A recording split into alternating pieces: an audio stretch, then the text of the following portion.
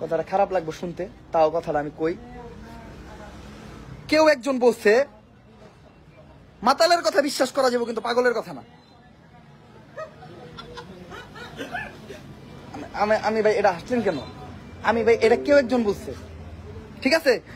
তো যাই হোক, আমি মালয়েশিয়া যাইতেছি আগামীকালকে আমার ফ্লাইট। সবাই দোয়া রাখবেন। এই জিনিসটার জন্য আসছিলাম। আর দ্বিতীয়ত আমি জাস্ট আমার অডিয়েন্সের ব্যাপারটা ক্লিয়ার করলাম। আমি আমার উড়াদুরা মেল দিয়ে ফাটাই লাগছে, আমি জানি না। এক কথা কই, আমি ঘুম থেকে উঠে কালকে রাত 2টা বাজে তখন দেখি বিষয়টা, মানে আমার মেল টেল করে পুরো ফাটাইছে। আমি আস্থা থেকে উৎকুন কি হইলো এটা, আমার এই জায়গায় পার্টিসিপেন্টটা কই, মানে এই ঝামেলা আমি কেমনে আটকে গেলাম গা, মানে কেমনে কি এই ঝামেলা আমি কেমনে আটকে গেলাম গা? আরে তোমার নাম কইলে মেলা বিবান যায় না না, এই ঝামেলা আমি কেমনে আটকে গেলাম? না না ভাই, এই ঝামেলা আমি কেমনে আটকে গেলাম গা? মানে আমি অবাক হয়ে গেছি গা, আমি এই ধরনের ঝামেলা আমি কেমনে আটকে গেলাম গা? আমি কোনো পার্টিসিপেন্ট নাই, কিচ্ছু নাই। আর আরেকটা জিনিস যেটা,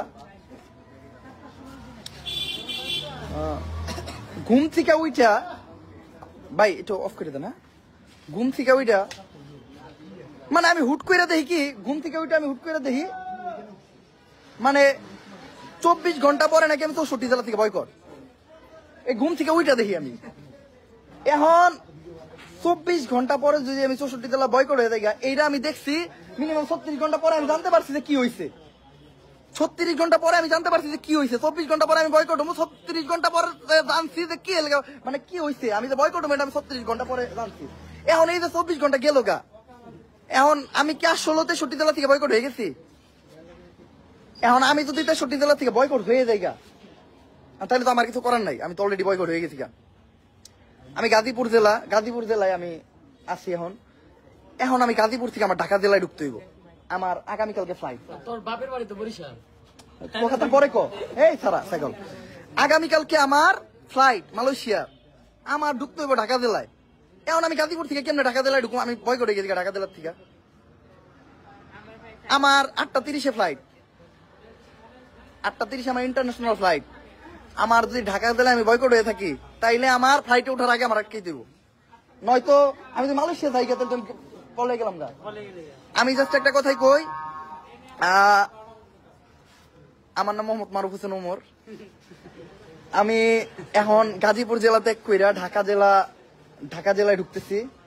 ঢাকা জেলায় আমার কালকে ভোর 4টার ভিতরে ঢুকতে হইব। ঢাকা জেলা দিয়া আমি মালয়েশিয়া ফ্লাই করবো। তো মালয়েশিয়ার ট্রেনও হয়তো কয়েকটা জেলার উপরে দিয়ে যাইব।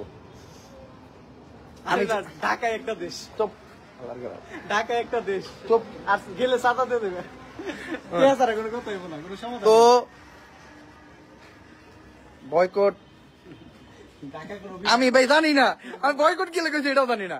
মানে মানুষ তো কারণ জানা উচিত, আমি বয়কট কি লেগেছি এটাও আমি জানি না। আমি এখনো জানি, স্টিল আমি জানি না। আমি জাস্ট ওই জিনিসটা দেখছি যে আমার ফলোয়ার, মানে একজন আমার মেলে লিখে বড় করে লিখে পাঠাইছে, আমার ফলোয়ার নাকি ই করছে, কি এর চিন্তাই করছে। এখন ভাই কে চিন্তাই করছে এটা আমার ফলোয়ার হয়ে গেছে গা। কালকে একজন দর্শন করবো, হ্যাঁ আমি দর্শন মামলা খামু, মানে আমার ফলোয়ার হয়ে যাবো গা। বাংলাদেশে যে কোনো অকারেন্স করলে ওমরের ফলোয়ার। এখন ওমরের ফলোয়ার এটা কেমনে বুঝবেন? পুটকি দিলে হাসিল। আমি ভাই যুক্তি মানে আমি তো সেই জিনিসটা দেখে আমি অবাক হয়ে গেলাম গা ভাই।